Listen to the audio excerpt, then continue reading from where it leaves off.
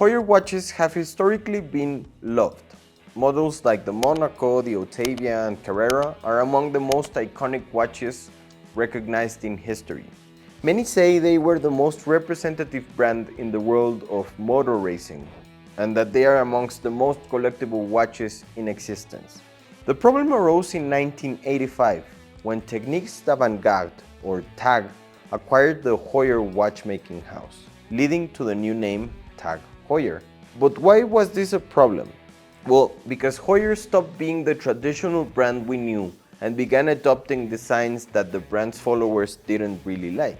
This shift started with Formula One watches, a professional series, and all of these quartz watches that fundamentally went against Heuer's tradition.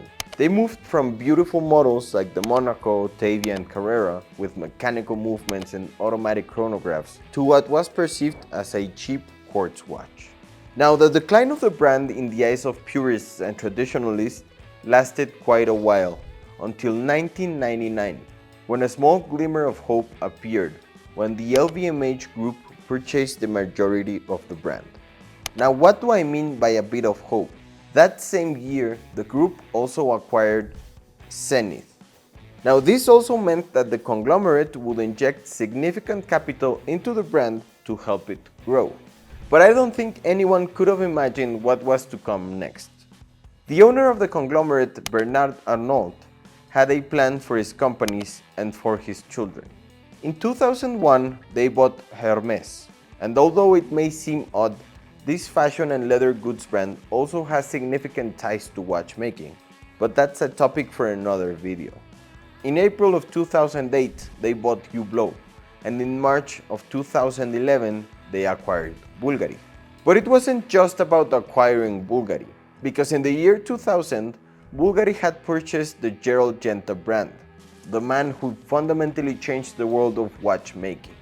Now, if you notice, within the conglomerate, we have 6 brands with a tremendously strong presence in the watch industry: TAG, Zenith, Hublot, Bulgari, Louis Vuitton, and Hermès. This was turning the conglomerate into a strong competitor within Switzerland's watch world. Then TAG began to grow, sharing some components and movements with Zenith. And what Arnault did next shook the industry, because he put his children in charge of each brand. Now, when I mention this, I mean that his children were in their 20s when they became CEOs of some of the largest brands in the world. Everyone thought it would be a huge failure, but quite the opposite happened. And here we return to the point of Hermès and Louis Vuitton. They previously had very basic watches, but now, with all the capital injection from the family, they have created masterpieces in watchmaking. Hublot is one of the top brands in the world, regardless of opinions. And Zenith has experienced a renaissance that no one expected. For instance, it's simply a matter of history that without Zenith, Rolex wouldn't have the Daytona, but that's a story for another time. And then we arrive at TAG, which some would say is the small brother, but they aren't really small. And when everyone thought the brand was heading towards ruin, it was saved by none other than Jean-Claude Vibert, a genius in the watchmaking world who became its CEO.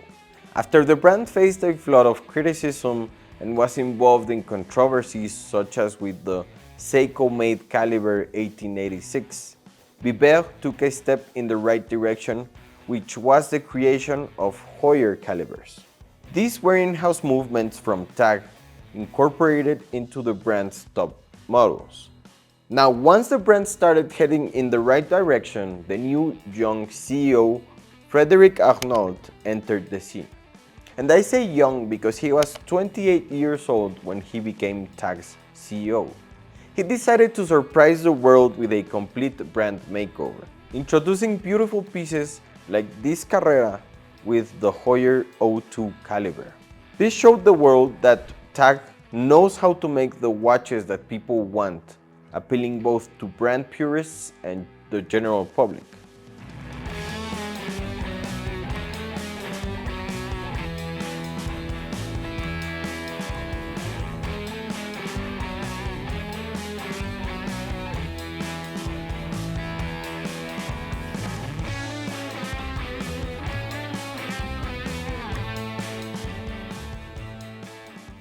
They drew inspiration from their classic watches, relaunching models like the Octavia in 2017 and bringing back classics like the Monaco and of course the Carrera. Now, as a brand, they are very clever because they keep watches at very accessible prices, which might draw criticism for not having the best quality. But I mean, the same can be said for entry-level pieces from many brands. However, once you dive into TAG's high-end range, it is a whole different story. You encounter pieces like this Carrera and the new Aqua Racer models that now look like high-end watches, alongside watches inspired by the pieces that made Heuer famous. Now, while these pieces come at a high price, they also showcase design, quality, and movements that justify the cost. The reality is that these watches are incredible because they are strong in every aspect. I believe there's nothing you can criticize about them. But what's even more powerful is that there is no one who can stop the strength of TAG and the conglomerate today. Obviously, due to the historical background of Heuer, the money being injected into the brand, and especially because they are proving that they have all the strength and they plan to use it. I mean, it's no coincidence that they just took over Rolex's sponsorship in Formula 1. So by 2025 we will see TAG as the official sponsor, which is undoubtedly a master move. Because just like Formula 1 that has fans from all social backgrounds, TAG also offers watches for almost every segment of people, whether they want to show off or they genuinely have money. I believe this will multiply sales in a significant way, and TAG needs to take advantage of this wave and continue launching beautiful models like this one and many more. But what do you think?